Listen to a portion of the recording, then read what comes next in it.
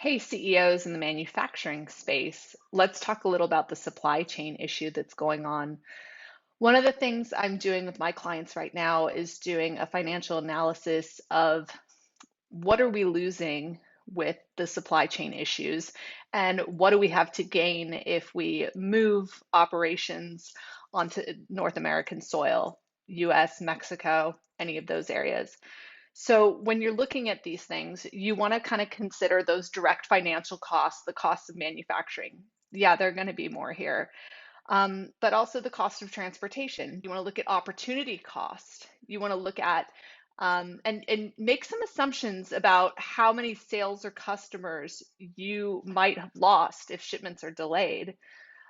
There's also the labor shortage considerations, which are contributing to decreased throughput and environmental considerations if you're looking for a greener footprint as well. So take all that into consideration, drive with data, aloha.